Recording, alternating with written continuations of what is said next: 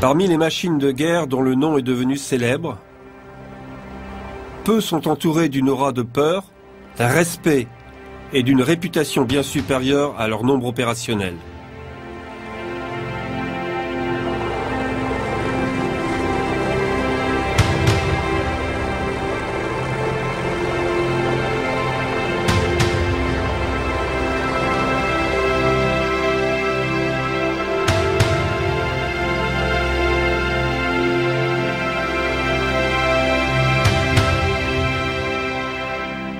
Peu d'armes de guerre sont arrivées au niveau du Panzerkampfwagen 6, le char Tigre.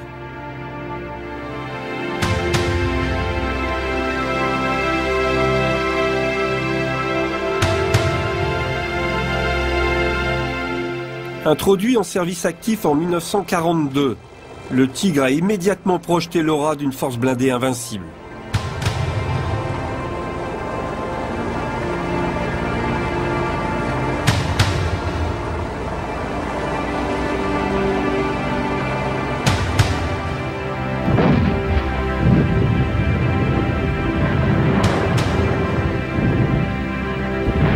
La conception des chars britanniques stagnait depuis l'entre-deux-guerres. Ils étaient adaptés aux tactiques des conflits précédents, la plupart du temps suivant l'ancienne doctrine qui divisait l'emploi des chars de combat en deux catégories, les uns lourdement blindés et lents pour appuyer l'infanterie débarquée, et les autres légers et rapides, favorisant la reconnaissance blindée. Dans les deux cas, l'armement utilisé était de petit calibre et la motorisation poussive et pas toujours fiable. Monter un canon de gros calibre sur un châssis robuste tout en ayant un moteur puissant, le tout protégé d'un épais blindage, représentait un challenge hors de portée pour une armée manquant de finances et qui n'était pas préparée à changer sa manière de penser. Contrairement à l'armée britannique, l'armée allemande émergente sous la direction d'Adolf Hitler et de ses généraux allait appliquer un nouveau concept de guerre légère, le Blitzkrieg. Basé sur de nouvelles technologies, l'Allemagne planifiait une offensive rapide, repoussant encore et encore les limites techniques des fabricants d'armes. De meilleurs chars dotés d'un meilleur blindage et armés des canons de plus gros calibre allaient bientôt faire leur preuve dans une manœuvre plus audacieuse et plus complexe à travers la Pologne, la Belgique, la France et contre les forces britanniques lors du début de la guerre.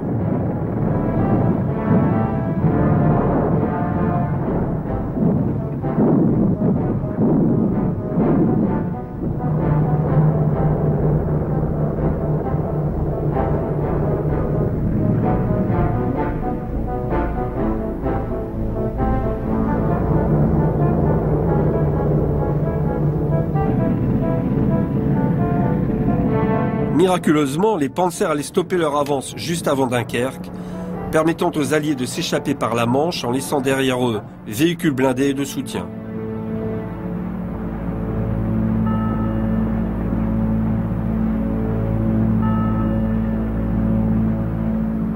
Après le succès du Blitzkrieg initial en France puis en Afrique du Nord, l'avantage des forces de l'Axe sur les Alliés s'amenuisa progressivement. Les équipages britanniques de Crusader et de Valentine étaient habitués à être dangereusement près des panzers adverses, souvent derrière un barrage d'artillerie ou un écran de fumigène, pour laisser une chance à leurs faibles canons de 2 livres de percer les Panzers 3 et 4.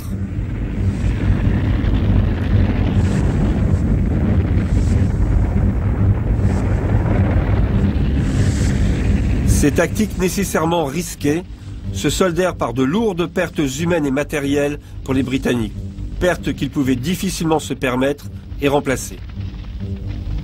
Ces cruelles leçons ne furent pas ignorées par les Britanniques, mais il manquait encore d'une industrie capable de leur fournir des chars modernes en nombre suffisant.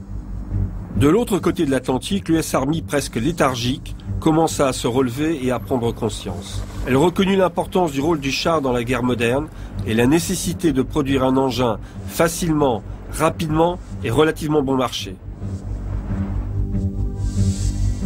En 1942, l'avènement de la loi Pré-Baille, l'arrivée du Sherman sur le front européen, allait rétablir l'équilibre sur les champs de bataille. Initialement utilisé en Afrique du Nord par les Britanniques, le Sherman allait faire ses preuves lors de plusieurs combats.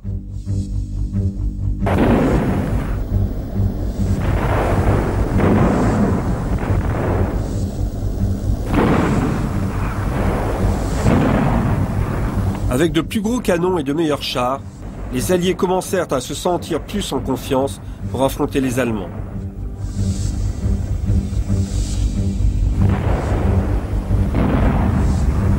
L'apparition d'un nouveau char allemand, d'abord sur le front russe en 1942, puis en Afrique du Nord, fit voler en éclats cette confiance. Voici le char Tigre 1. Machine de guerre de 56 tonnes, lourdement blindée, et construite autour de son fantastique canon de 88 mm. Aucun autre char de la Seconde Guerre mondiale ne gagna une aussi terrifiante réputation. La portée et la précision de son canon, alliée à la formidable efficacité de son blindage, en fit une légende aux yeux de ses adversaires.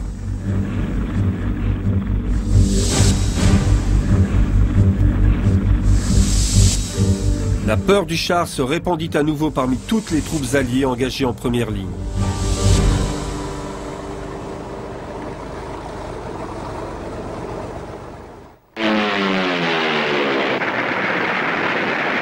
La conception du Tigre débuta en 1937, 2 ans avant le début de la guerre.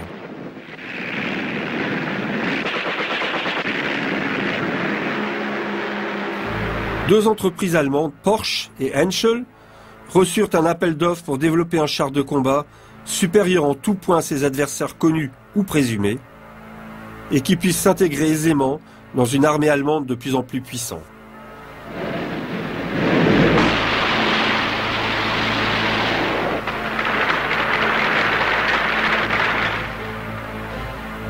Hitler et son état-major choisirent le modèle Henschel, le Führer ayant été séduit par la taille et la puissance du prototype présenté à la démonstration. Un beau symbole de puissance du Troisième Reich.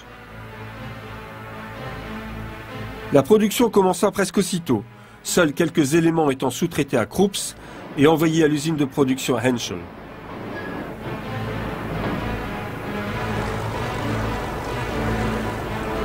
Les chaînes de montage adoptèrent un rythme de production élevé de 140 machines mois et firent preuve d'ingéniosité avec des méthodes de production novatrices et une incroyable précision en matière d'ingénierie lourde.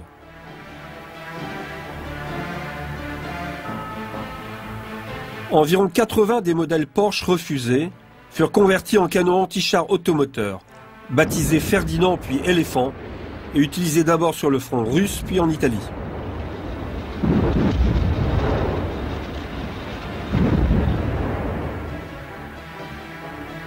D'autres variantes basées sur le châssis du Tigre furent produites en très petite quantité, tel le lourd Sturm Tiger vu ici lors de son unique action significative contre les Polonais désespérés du soulèvement de Varsovie.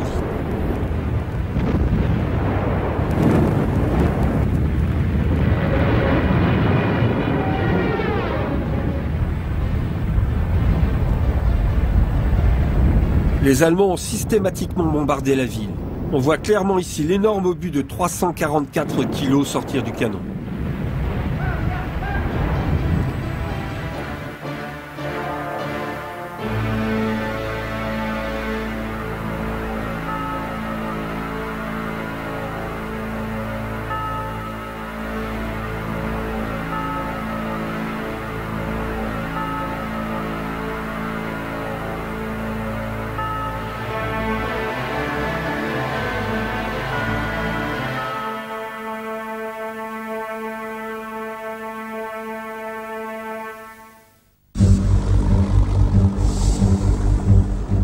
Il en coûtait plus d'1 million de Reichsmark et plus de 3,5 millions d'heures de travail pour construire chaque Tigre. Le niveau de qualité était tel que le processus de fabrication ne pouvait être ni accéléré ni simplifié. Soudure, joints, roues, anneaux de tourelle et toutes les pièces principales demandaient des compétences et de l'expérience pour être sûr qu'elles seraient assemblées correctement. Cette rigueur et cette précision ont contribué à la réputation du Tigre à faire face aux conditions extrêmes, mais ont également compliqué la maintenance de celui-ci au combat.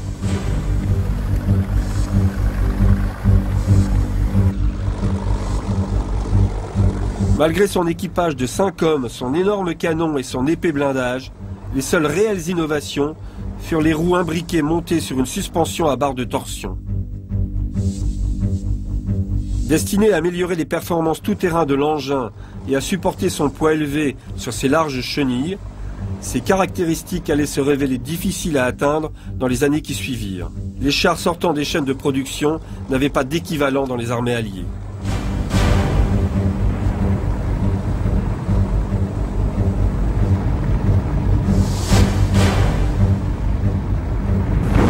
Son armement principal était le même que le canon anti-aérien de 88 mm.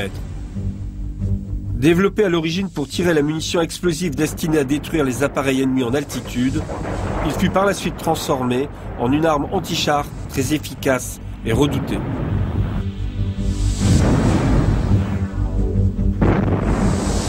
Le recul considérable de cette pièce fut maîtrisé par une excellente conception et fabrication de l'engin, ce qui avait donné du fil à retordre aux ingénieurs alliés par le passé. La taille du canon exigeait une tourelle imposante pour l'accueillir. Celle-ci pesant plus de 14 tonnes, il fallait un support conséquent pour lui permettre de tourner correctement.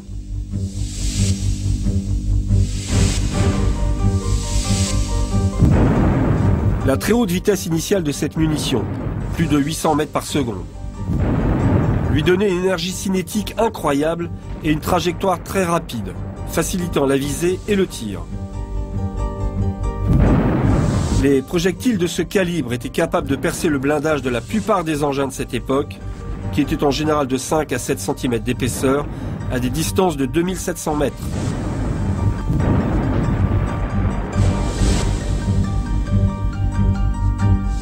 Un obus mettait environ 4 secondes à atteindre sa cible. Si vous repériez le départ du coup d'un tigre à 2,5 km de distance, vous aviez moins de 4 secondes pour réagir.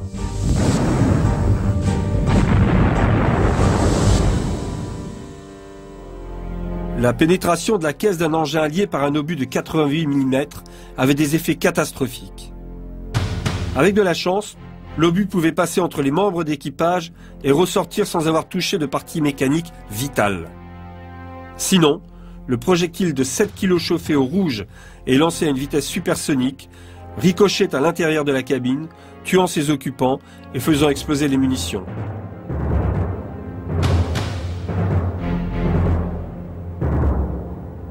Quand un char était touché, le moteur explosait littéralement, tuant l'équipage à moins que celui-ci n'ait réussi à s'extraire rapidement par les petites trappes d'évacuation.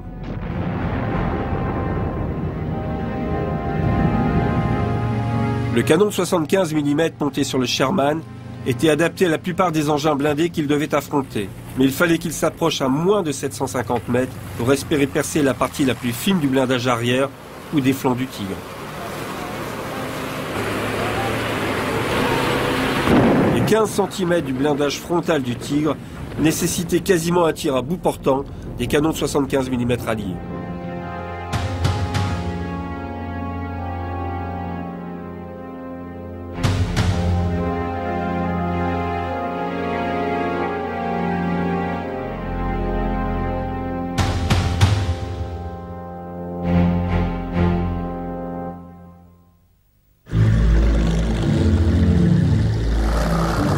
L'apparente invincibilité du Tigre et la protection offerte par son blindage faisaient la fierté de ses équipages et leur donnaient une grande confiance dans leur machine.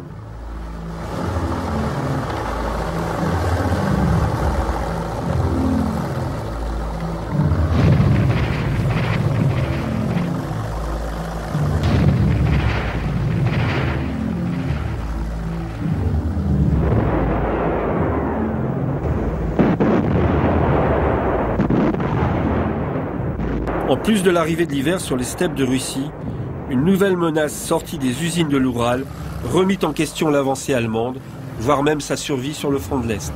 Le char russe T-34. Ce char très bien conçu et produit en nombre allait poser problème à l'armée allemande, victorieuse jusqu'alors.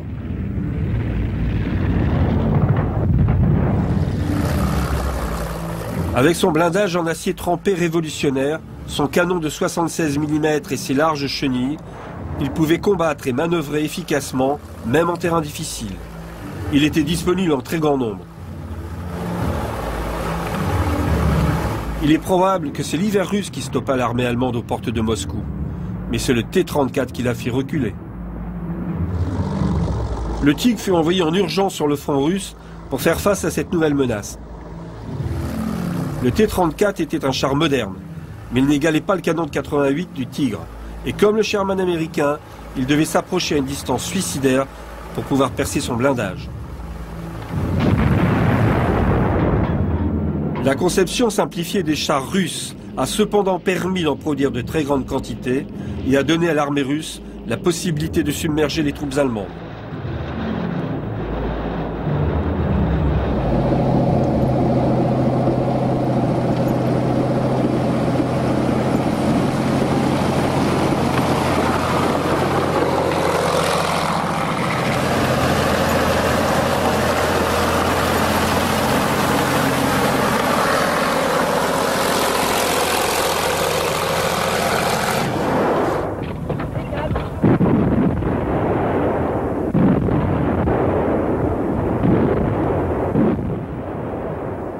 Le niveau de protection et la résistance du Tigre furent démontrés lors d'un engagement sur le front russe, sur un point bien défendu et tenu par des chars T-34 et plusieurs canons anti-chars.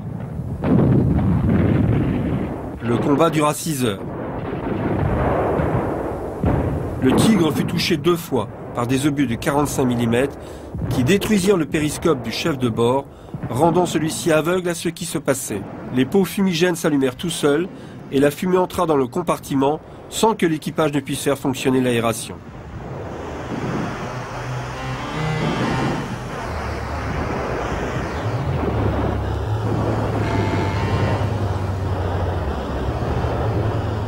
Progressant toujours plus près de leur objectif, les tirs se firent plus intenses et une cacophonie assourdissante de bruits d'impact et d'explosions, de même que des nuages de fumée et d'éclairs régnaient autour de la tourelle.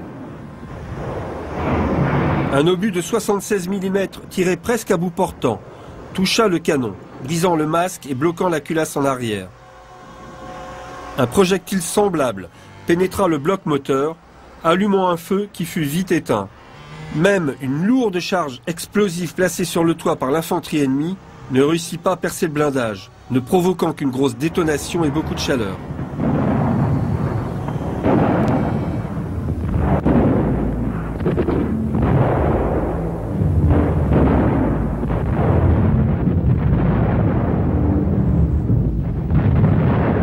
Six heures plus tard, ayant accompli sa mission, le Tigre réussit encore à parcourir 60 km par ses propres moyens jusqu'à son nouvel objectif où les dégâts furent constatés. Il y avait 227 impacts de fusils anti-chars, 14 impacts de canons anti-chars de 57 mm et 11 coups de canon anti-chars de 76 mm. La preuve évidente que le Tigre pouvait encaisser à peu près tout ce que les Alliés pouvaient lui envoyer.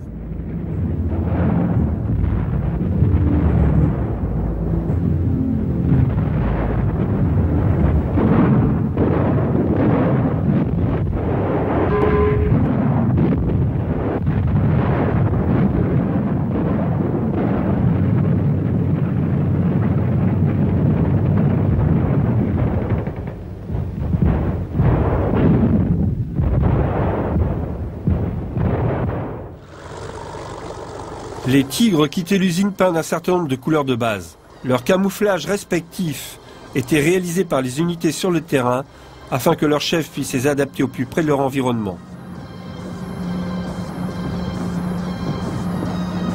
La peinture était choisie dans une gamme fournie par le ministère de la Guerre allemand et appliquée en unité selon le terrain d'engagement.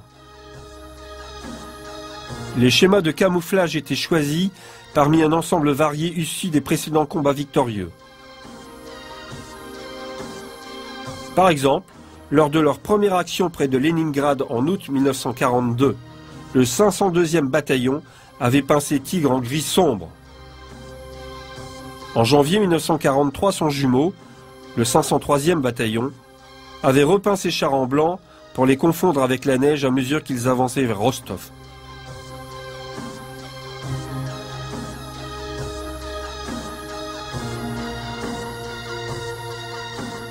Comme on peut le voir sur ce cliché de la tourelle d'un des premiers Tigres. La culasse du canon de 88 mm prenait beaucoup de place à l'intérieur du char. L'amortisseur de recul est visible ici, de même que le système de visée du tireur et la trappe d'évacuation.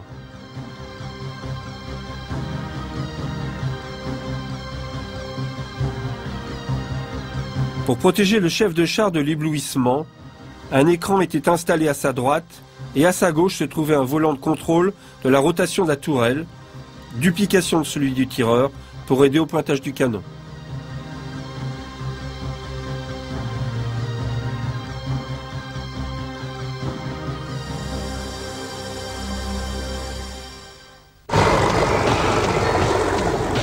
Les équipages de Tigre collaboraient étroitement au combat.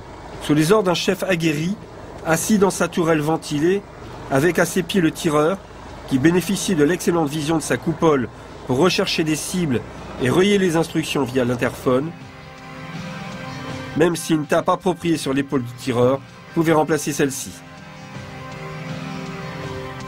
Les manuels d'instruction du char Tigre rappelaient quelques principes de base pour l'équipage. Le blindage frontal est virtuellement indestructible par les chars ennemis situés à plus de 800 mètres. La protection peut encore être améliorée en inclinant la position du char quand il se trouve en face d'un canon ennemi. Tourner le char de 8 à 10 degrés équivaut à une augmentation de 3 cm du blindage. Cela signifie que l'ennemi doit se rapprocher encore plus. Et plus il se rapproche, plus il est facile à détruire.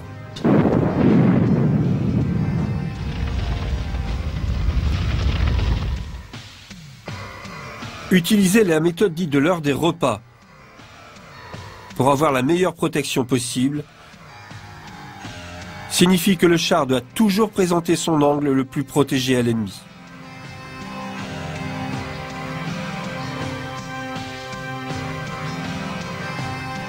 Ce diagramme provenant d'un manuel de combat montre les points les plus résistants du Tigre et où les coups de l'ennemi sont susceptibles d'arriver sous l'angle le plus direct.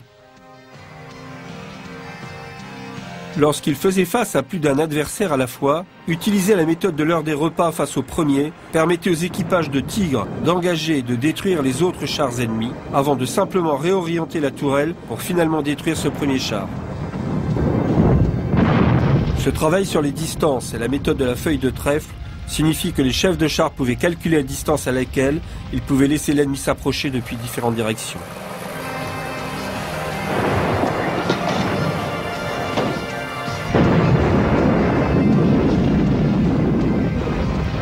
Pour améliorer l'efficacité de l'armement principal, celui-ci était doté d'une excellente optique de visée et d'un système très simple permettant de déterminer la distance avec précision jusqu'à environ 2700 mètres. La précision et l'énergie à l'impact du canon de 88 étaient prises en compte dans les tactiques des unités de Panzer.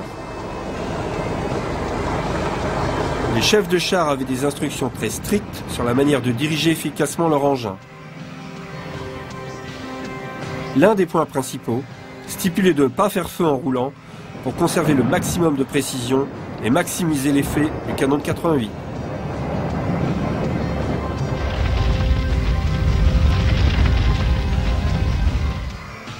Au début de la guerre, alors que le Tigre était encore en développement, des tactiques de combat variées furent étudiées. Elles fonctionnèrent bien en conditions idéales et avec un nombre suffisant de chars. Mais à mesure que la guerre évoluait, les conditions d'engagement, la disponibilité et les pénuries ont inspiré une approche plus pragmatique.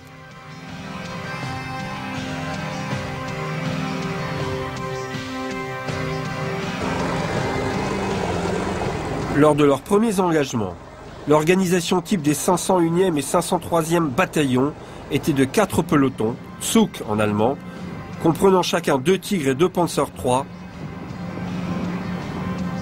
accompagnés d'un peloton supplémentaire avec 1 Tigre et 2 Panzer III.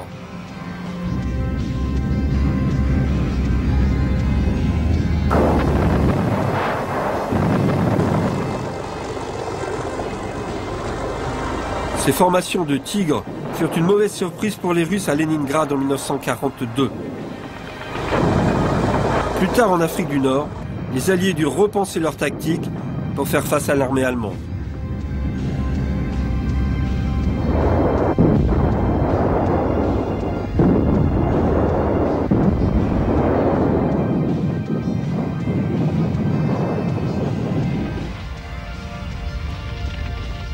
Les chars envoyés pour renforcer Rommel lors de la campagne de Tunisie en mars 1943 étaient peints en sable Afrika Korps ou jaune sable.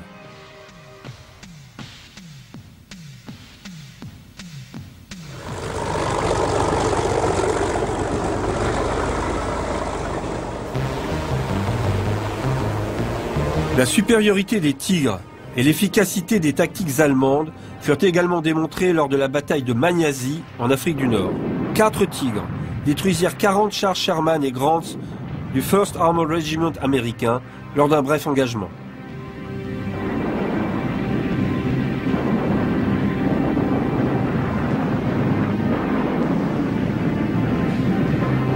Leur réputation commençait à s'établir et le ratio de 10 chars détruits pour 1 perdu restait désespérément constant des faveurs des Alliés.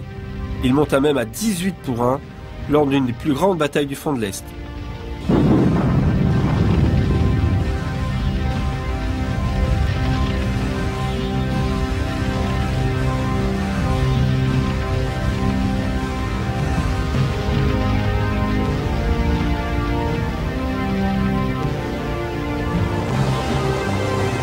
Le déploiement rapide des Tigres dans des unités comme la division Grossdeutschland, la division Das Reich ou la division Totenkopf suivait des tactiques novatrices et très efficaces, s'adaptant aux aléas de la guerre et faisant preuve d'extraordinaires capacités d'organisation et d'improvisation. Les généraux allemands, les chefs de corps et le général Hans Guderian reformèrent les bataillons de Panzer existants et à venir pour tirer le meilleur parti des capacités impressionnantes du Tigre et mettre à profit les précieux enseignements d'un champ de bataille en pleine évolution. Les chefs de chars se virent remettre en mai 1943 un manuel de combat qui spécifiait clairement comment les précieux chars lourds devaient être employés. Ils devaient en premier lieu attaquer les positions ennemies, y compris en défense. Deuxièmement, ils devaient fournir les premières vagues d'assaut ou réaliser des opérations coup de poing visant à réduire les pertes des engins d'appui. Troisièmement, ils devaient débarrasser le champ de bataille de tout char ou véhicule ennemi à longue distance, afin que les engins moins protégés puissent attaquer les blindés standards.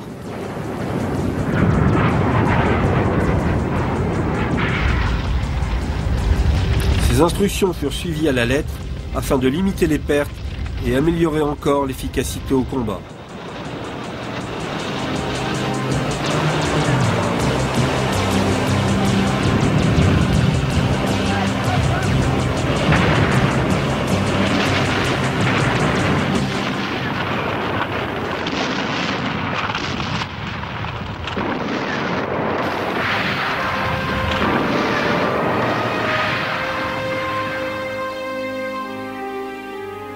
En Russie, durant l'été 1943, à la bataille de Koursk, la division Das Reich, de même que d'autres unités, employa toute une variété de camouflage.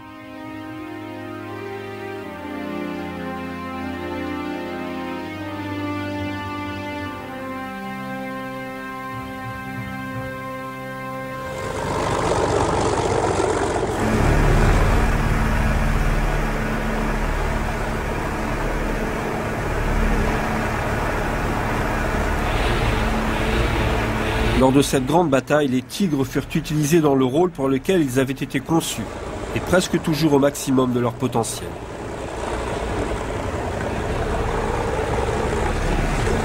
Ce qui allait devenir l'une des plus grandes batailles de chars de tous les temps fut planifié par le haut commandement allemand pour briser l'attaque soviétique, repousser les Russes et leur reprendre le terrain.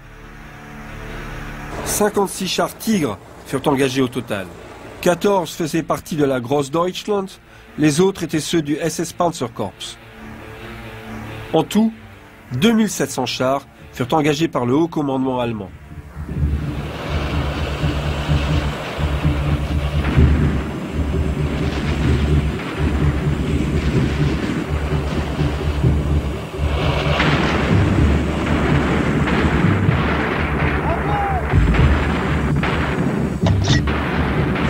S'était entraîné dur pendant des mois pour ça, implémentant les Tigres avec d'autres unités, travaillant les communications et les manœuvres pour être toujours plus opérationnels.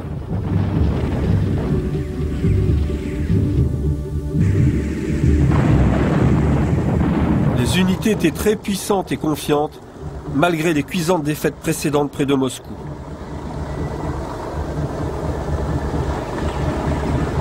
Les Tigres furent déployés sur le front en formation pour ouvrir une brèche dans les positions russes, suivis ou flanqués des Panzer III et IV.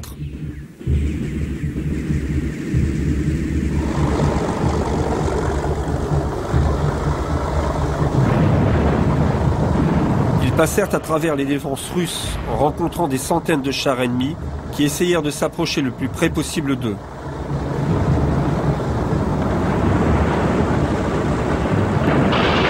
Dans les espaces ouverts des steppes russes, encore une fois, les canons de 88 mm laissèrent les Russes exsangues.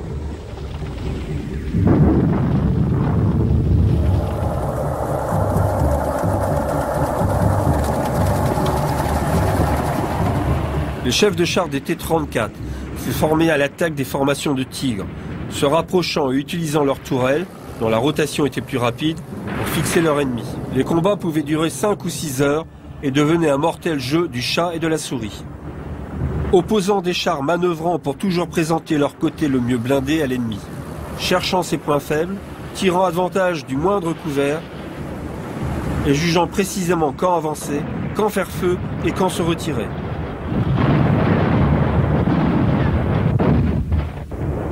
Les unités russes subirent des pertes importantes de la part de la Großdeutschland Division et du SS Panzerkorps, mais leur supériorité numérique et leur immense dispositif tactique défensif eurent raison de l'offensive allemande et le terrain durement gagné dut être abandonné.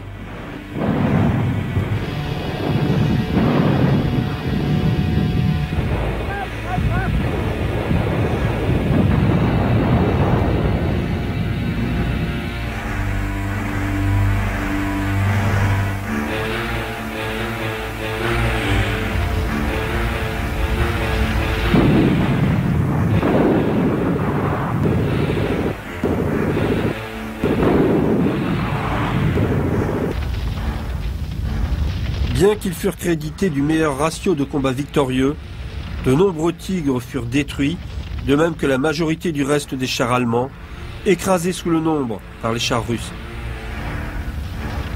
Le Tigre ne fut plus jamais utilisé en si grand nombre.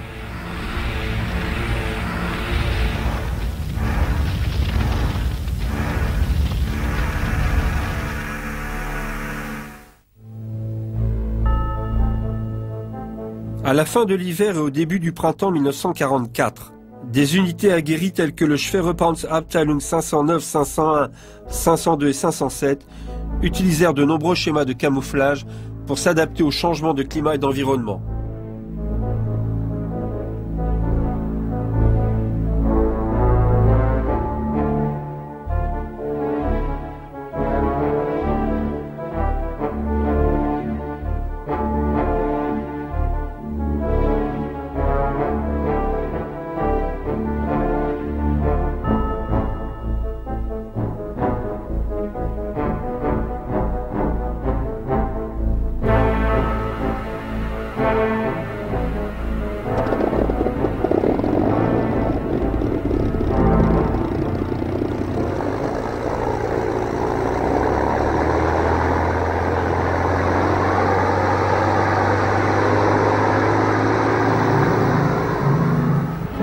Hauptmann Philipp, 94 Abschüsse. Hauptmann Ubben, 17... La machine de propagande nazie dirigée par Joseph Goebbels reconnut ses propres as et n'attendit pas pour exploiter leur statut de héros dans les actualités et autres supports de propagande. Michael Wittmann et son Tigre bâtirent leur réputation sur le front de l'Est, comptabilisant 16 chars T-34 détruits en une seule journée. En comptant le front de l'Est et celui de l'Ouest, il avait plus de 130 victoires confirmées à son acte.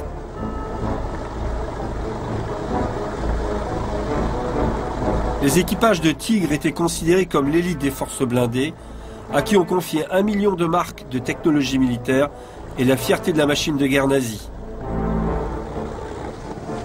Leurs uniformes variaient selon le théâtre d'opération, leur unité et la période du conflit.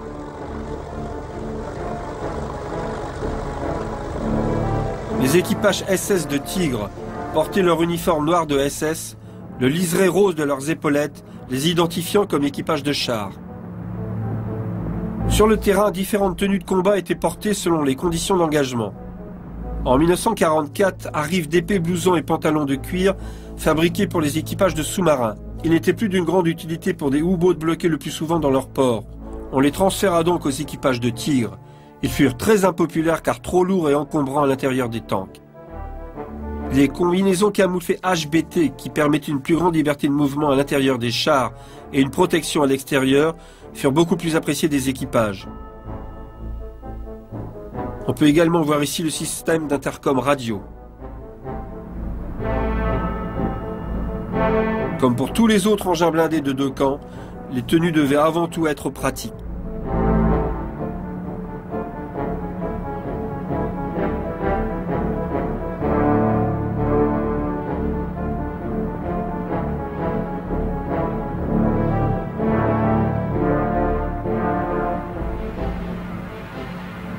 Pour servir les Tigres, au moins 19 compagnies furent créées et formées tout au long de la guerre. Chacune avait son propre marquage distinctif. De nombreuses unités de SS acquirent une réputation de fanatiques. La 3e SS Panzerdivision, connue sous le nom de Totenkopf, fit la campagne de Russie sur le Tigre I et alors que la guerre arrivait à son terme, passa sur le Tigre II. Avec ses chars plus lourds, elle combattit dans les rues de Berlin, défendant le bunker du Führer jusqu'à la fin. La compagnie de l'as Michael Wittmann faisait partie de la première SS Panzerdivision, Leibstandarte Adolf Hitler.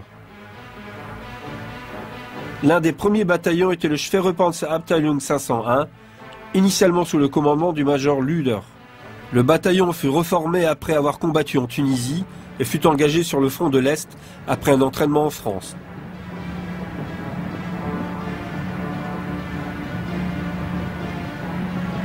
Du fait des nécessités de la guerre, les unités étaient reformées et amalgamées pour s'adapter à la situation opérationnelle.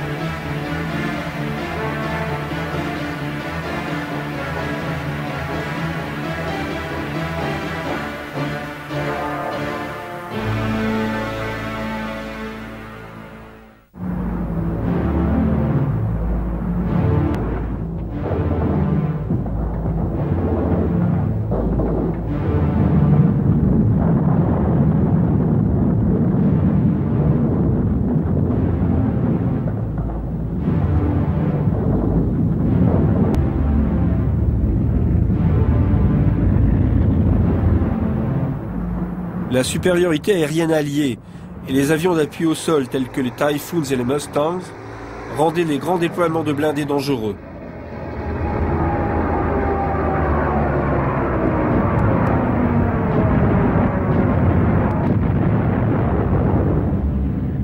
Alors que les Alliés avaient débarqué en Normandie, leur parapluie aérien s'étendait de plus en plus, projetant une ombre sur le déploiement des blindés allemands.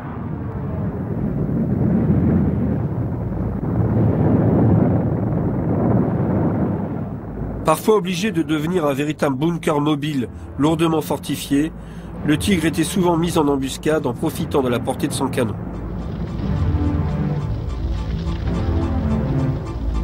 C'est de l'une de ces positions d'embuscade en Normandie que le Tigre de Michael Wittmann fut crédité d'avoir presque à lui seul stoppé la 7e division blindée britannique, détruisant 75 de ses chars et encore plus de véhicules à Villers-Bocage.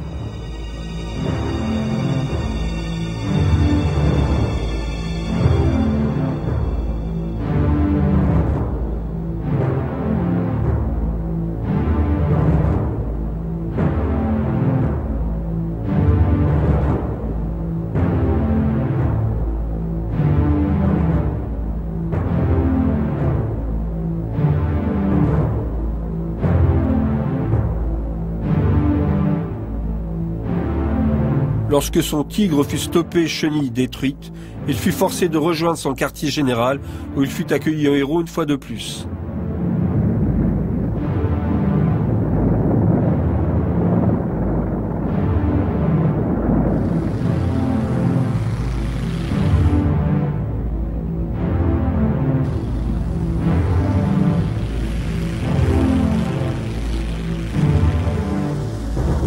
Dès que les Alliés eurent établi leur tête de pont, la défense allemande se durcit,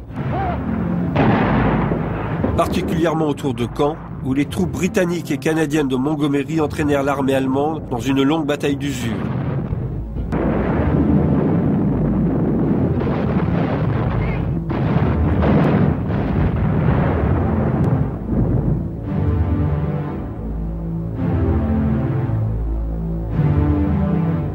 En juillet, l'opération Goodwood commençait à s'essouffler, les unités rencontrant de lourdes pertes contre les positions fortifiées allemandes, comprenant de nombreux Tigres dont le gros canon de 88 mm dominait le champ de bataille.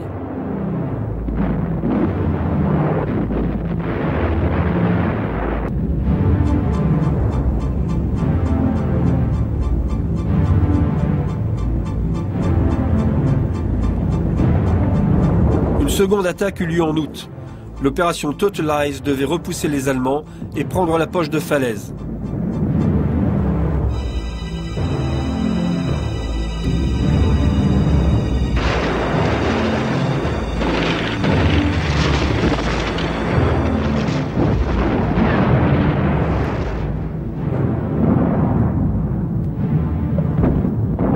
En Normandie, de nombreuses unités adoptèrent un camouflage plus élaboré, soit pour se camoufler en position d'embuscade, soit pour mieux échapper aux mortels Yabos, les chasseurs bombardiers américains et britanniques. Les Alliés avaient maintenant une nouvelle arme pour contrer le Tigre.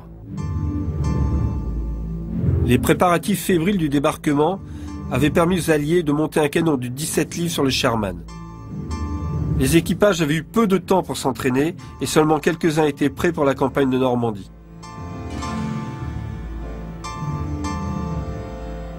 Appelés Fly-Fly, ils évoluaient généralement au sein de pelotons de 5 Sherman, dont 4 utilisaient le canon standard de 75 mm. L'un de ces pelotons britanniques entra en action au nord de Falaise, où après une course folle de nuit, il trouva refuge dans un verger. Une petite formation ennemie comprenant 3 Tigres fut repérée en mouvement dans leur secteur à une distance de 1100 mètres. Et immédiatement l'équipage des Firefly reçut l'ordre d'engager le dernier char de la colonne. Lorsque le Tigre à l'arrière de la formation fut à 700 mètres, le Firefly tira 2 coups, perçant le blindage latéral et mettant le feu à l'intérieur.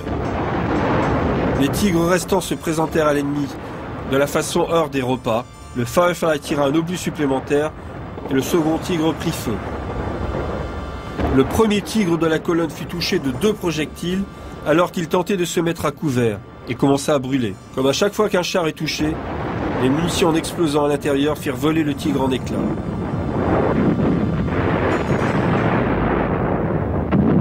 L'action ne dura que 12 minutes. Juste après, le Firefly fut à son tour touché par le tir d'un char embusqué et prit feu, laissant à l'équipage à peine le temps de s'échapper.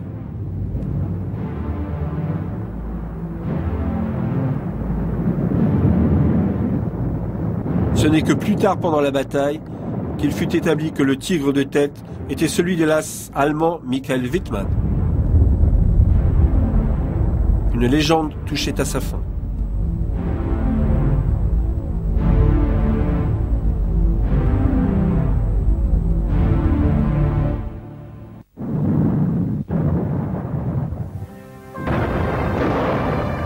Les actions de ce type retardèrent l'avance des Alliés et la poche de Falaise ne fut pas prise avant la fin du mois d'août.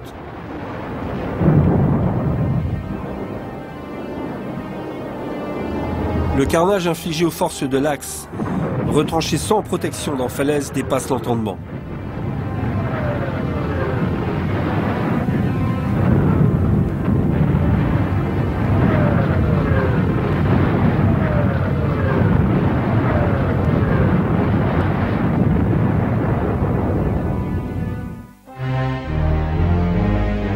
Malgré son incroyable réputation et sa puissance de feu reconnue de tous, le char Tigre lui-même avait quelques sérieux problèmes opérationnels, parmi lesquels le moyen de rejoindre le front.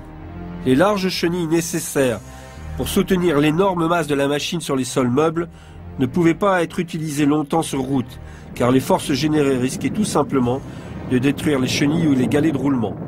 Les suspensions posaient d'énormes problèmes aux équipages sur le terrain. Les dégâts causés par les mines ou les obus aux galets de roulement nécessitaient un long et complexe travail de réparation. Souvent, les conditions d'engagement extrêmes avec de la boue gelée, de la neige, de la glace ou du sable obligeaient les équipages à faire l'impasse sur des étapes vitales d'une réparation. Cela était encore aggravé par le feu ennemi et la précipitation pour quitter la zone de combat le plus rapidement possible.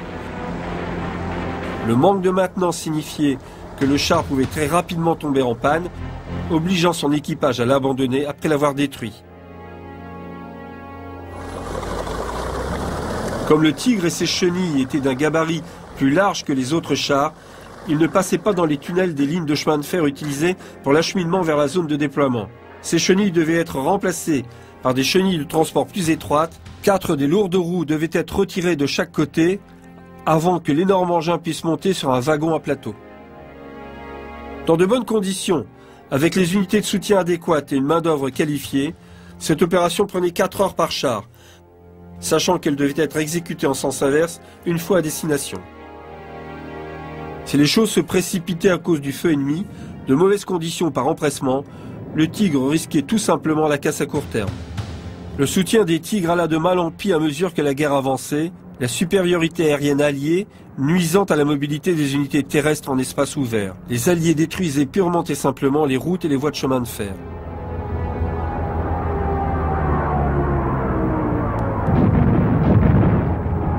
Un Tigre endommagé nécessitait 2 engins de maintenance semi-chenillés de 18 tonnes pour le remorquer jusqu'à un atelier de campagne. La plupart du temps, les conditions étaient catastrophiques. Dans certains cas, les équipes de réparation étaient absentes ou ne pouvaient pas opérer. Les Tigres endommagés étaient remorqués par les autres, en général par 2. Cela se traduisait fréquemment par une usure ou une casse des transmissions bloc moteur, direction et boîte de vitesse, des chars qui n'étaient pas prévus pour tracter 2 fois leur poids.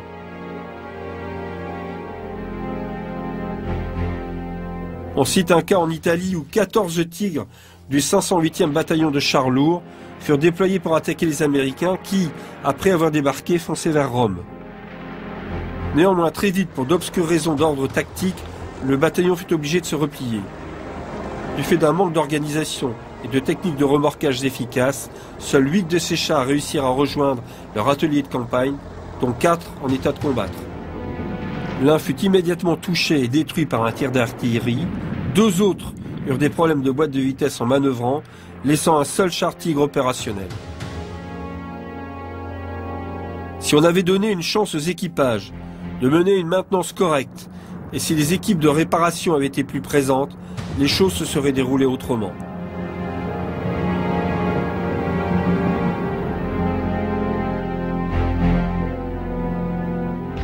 Malgré ces déboires opérationnels, l'apparente invincibilité du Tigre eut un effet démoralisateur sur les troupes alliées, particulièrement sur les équipages de chars.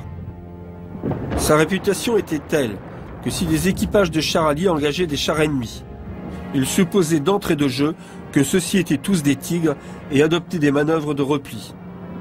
Il apparaît clairement que l'effet du Tigre sur les troupes alliées dépassait en proportion le nombre de Tigres réellement présents sur le terrain.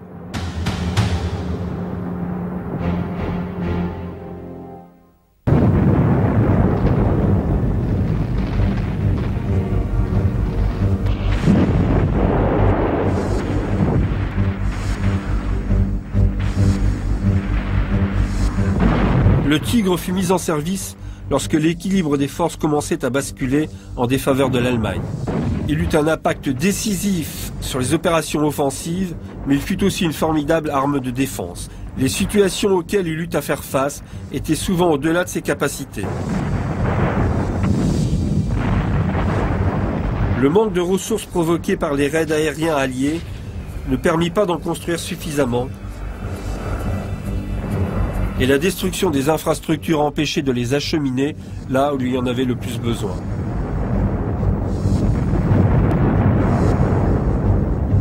Des défaillances mécaniques causées par de longs trajets forcés, avec une consommation de 20 litres pour 5 km parcourus, entraînaient un manque de carburant et limitèrent son champ d'action.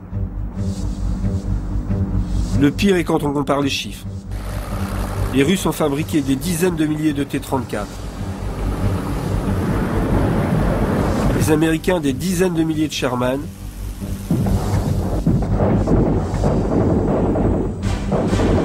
Et les Allemands ont seulement construit 1500 Tigre 1 avant de devoir abandonner la production en 1944. La production fut transférée sur le Tigre 2, plus lourd, construit selon les enseignements tirés du Tigre 1 du Panther et de leurs adversaires. Si un équipage allié aux Russes devait s'extraire de son char en urgence, il savait qu'il pouvait revenir sur le champ de bataille avec un autre char dans la journée, et leur char endommagé était réparé ou mis à la casse très rapidement. Si un équipage de Tigre devait abandonner son engin, il avait ordre de le détruire pour empêcher qu'il ne tombe en main de l'ennemi. Il savait aussi qu'il ne serait pas remplacé immédiatement, le cas échéant. Cela contribue à bâtir le mythe du Tigre, détruit avant de se rendre. Il en restait quelques-uns à la fin de la guerre, mais en nombre ridiculement faible au regard de leur réputation.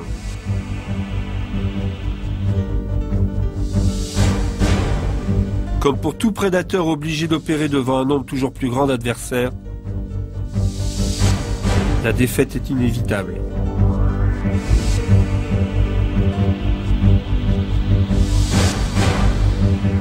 Les exemplaires ayant survécu sont rares et peu visibles, ce qui contribue au mythe de l'engin. L'un d'entre eux, par exemple, a été pris aux Allemands en Tunisie par les Britanniques et il est au musée des chars de Bovington.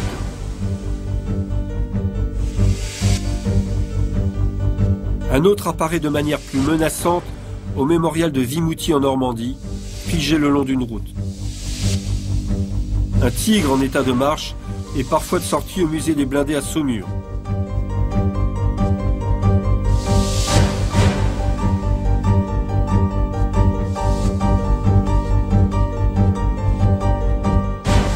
D'autres sont présents dans des pays de l'ancien bloc de l'Est. Et comme ces pays s'ouvrent progressivement au reste du monde, peut-être verrons-nous d'autres exemplaires de ce monstre conquérant.